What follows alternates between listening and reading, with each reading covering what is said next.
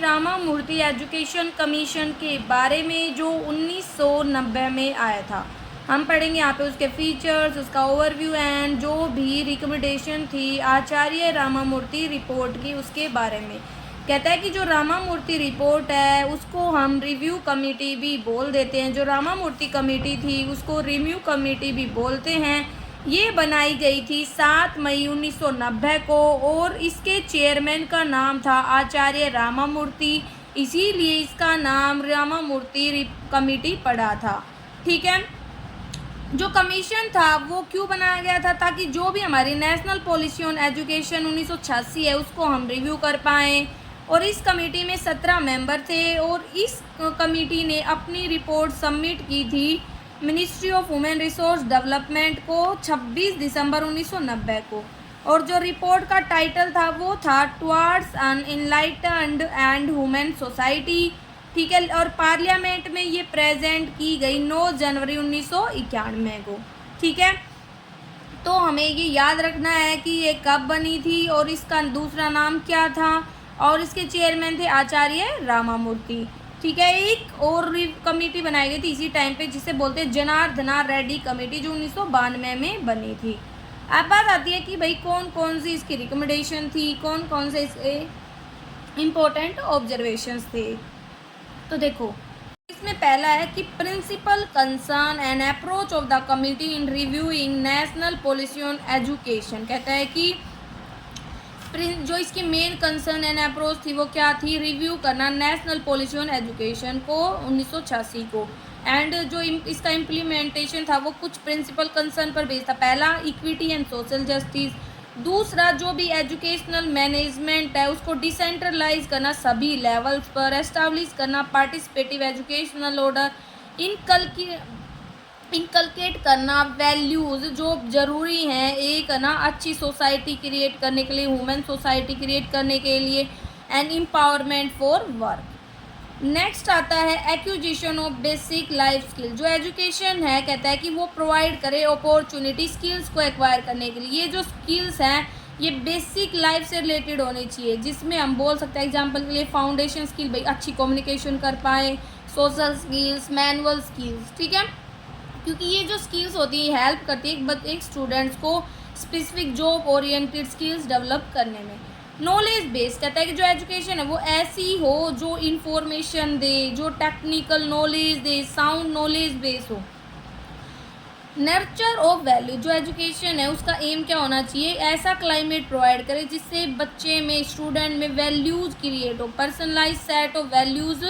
ठीक है, जो उसके करेक्टर को बनाए, inculcate essential social cultural and national values in order to possess a context of meaning for action and decision. तीसरा, education in the overall scenario. कहता है कि एजुकेशन को देखा जाता है कमेटी के द्वारा इन the overall context of social, economic, regional and gender based disparity के रूप में। ये किया जाता है अचीव करने के लिए equality and social justice and remove करने के लिए इलिसिट एब्रेशंस। नेक्स्ट है डिस्पैरिटीज़ को हटाना, मतलब हर किसी को इक्वल मानना एजुकेशन में। जो रूरल एरियाज़ हैं, जर्नल एंड ट्राइबल एरियाज़ है पर्टिकुलर में, वो सफ़र करते हैं रिसोर्सेज के मामले में, पर्सनल इंफ्रास्ट्रक्चर फैसिलिटीज़ के मामले में, तो वहाँ पे प्लानिंग की ज़रूरत है ताकि अच्छा एजुकेशनल डेवलपमेंट प्रोग्राम ला पाएँ। ठीक है, नेक्स्ट है डेवलप करना common school system. Common school system का मतलब यही है कि कोई डिस्क्रिमिनेशन ना हो, कास्ट, क्रेड, लोकेशन वगैरह के बेस पर सिंपल एक सिस्टम हो जिसमें क्या हो कि कोई भी है ना मतलब भेदभाव ना हो, इक्विटी हो, सोशल जस्टिस हो। ठीक है, नेक्स्ट है regional language as the media of education. कहता है कि जो कमेटी है उसे फोकस करना चाहिए कि मदर टंग या जो हमारी रीजनल लैंग्वेज है उसको प्रायोरिटी दी जाए हर स्टेज पर एजुकेशन की। Learning resource in regional language, जो टारगेट है उसने रिकमेंड किया था इस कमेटी में कि जो प्रोवाइड करना एरिया स्पेसिफिक लर्निंग स्ट्रेटजी। ठीक है, कहता है कि जो भी लर्निंग रिसोर्सेज है वो रीजनल लैंग्वेज में होता कि हर प्रकार की इनइक्वलिटीज़ खत्म हो। Empowering people for work in the curriculum of the primary level. कहता है कि जो वर्क एक्सपीरियंस है, सोशली यूजफुल प्रोडक्टिव वर्क है, वो इंट्रोड्यूस होना जरूरी है एज ए इंटीग्रल पार्ट। ये बेटर है not to provide secondary education into academic and vocational stream. Vocationalisation का मतलब होता है कि भाई ऐसी एजुकेशन देना जो जॉब क्रिएट करे, स्टूडेंट है ना काम करे, एक्सपीरियंस ले जॉब के लिए।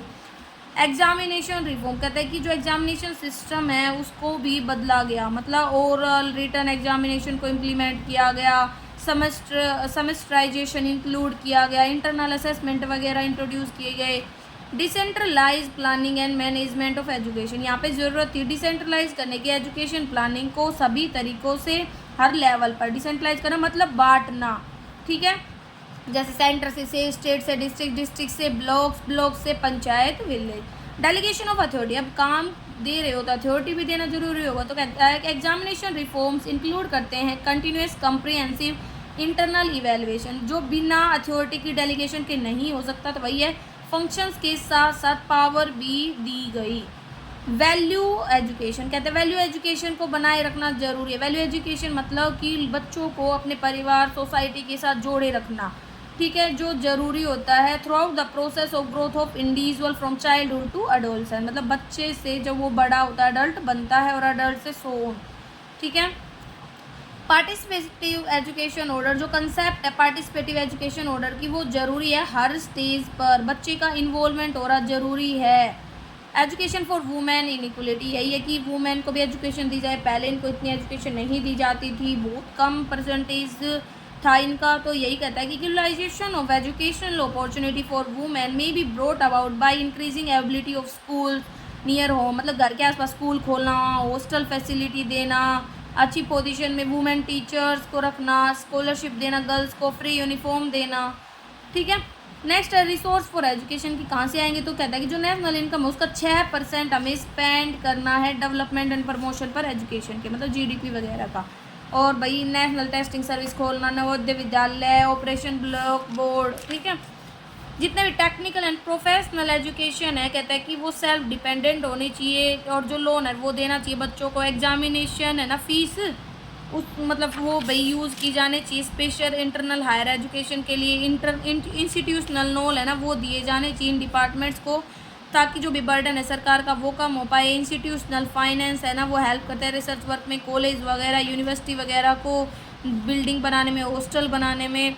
स्टूडेंट्स को लोन देने चाहिए नेशनलाइज बैंक के द्वारा हायर एजुकेशन के लिए, आप पढ़ाई के लिए भी लोन ले सकते हो। इंक्रीज करना स्कॉलरशिप में, फंड्स में मोबिलाइज करना, कम्युनिटी कंट्रीब्यूशन, ठीक है। तो कहते इन कंक्लूजन हम कह सकते हैं जो आचार्य रामामूर्ति कमेटी थी उसने कंट्रीब्यूट किया है एजुकेशन के डेवलपमेंट में बहुत ज़्यादा, ठीक है। तो जो कमेटी है उसने भाई फोकस किया था contribution by the non governmental institution पर भी। तो ये हमारा टॉपिक था।